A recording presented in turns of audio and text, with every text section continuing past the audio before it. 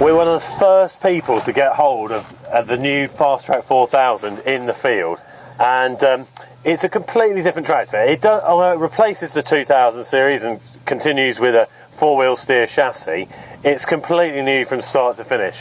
Gone is the old Cummins engines, replaced by a Sisu engine made in Finland.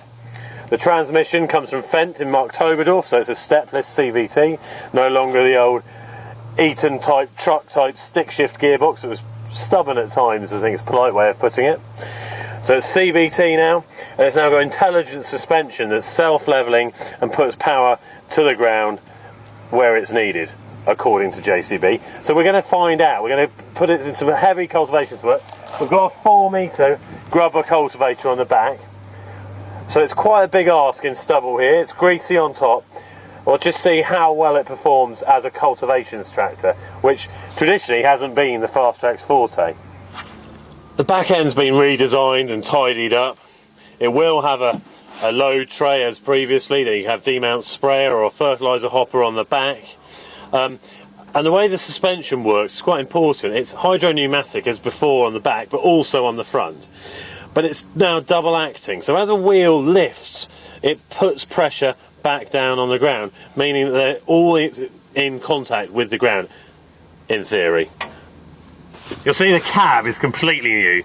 Gone is the old digger-derived cab that was used on the 2000s.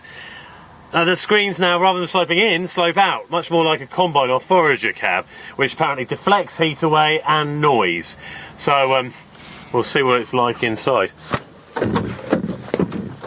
So everything's new in here. We've got a massive seat that shares the same armrest and joystick with the bigger tractors. But all new controls down this side, nicely grouped. Symbols pretty clear to understand. Steering modes, 4-wheel steer, 2-wheel steer, and skull steer? I'm not sure. This is the operator's custom settings, which you can then, because I've selected it, I've got a hotkey that comes up on the computer here. We press that and it takes you in, and you can have delayed steering, you can have true tracking, you can have crab steering. But for now, in the field, we'll keep it in 4-wheel steer, which is very useful on the headlands. And back in the computer screen, we can then select our driving modes.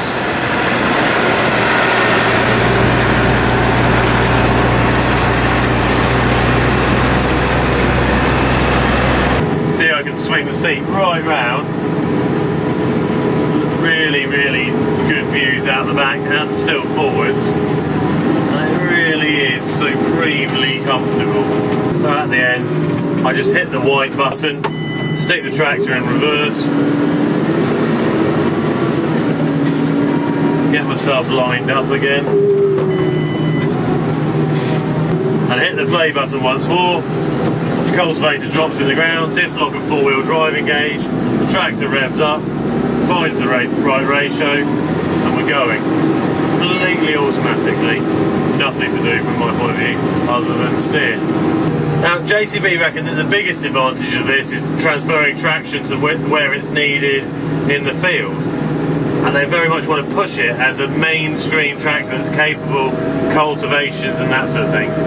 But the advantage you really notice as a driver is in the field, it's phenomenally smooth.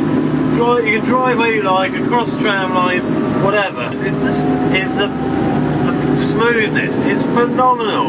You can cross tram lines, whatever.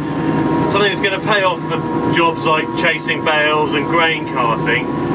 It's just phenomenally smooth. You know, you can travel up to 50k on stubbles, cross tram lines and not worry.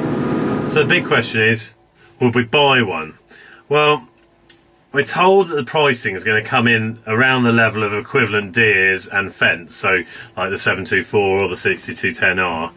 This is a phenomenally smooth, comfortable tractor to drive. The cab is just lovely. It is an early pre-series machine, so there are various bits of tidying up that needs to be done. The question is, of course, it's a brand new tractor, but in terms of comfort, and it's proven itself in the field, it's proven itself, and it's got a good track record on the road. Yes, the in-cab computer could be better, but on the whole, it's really impressive.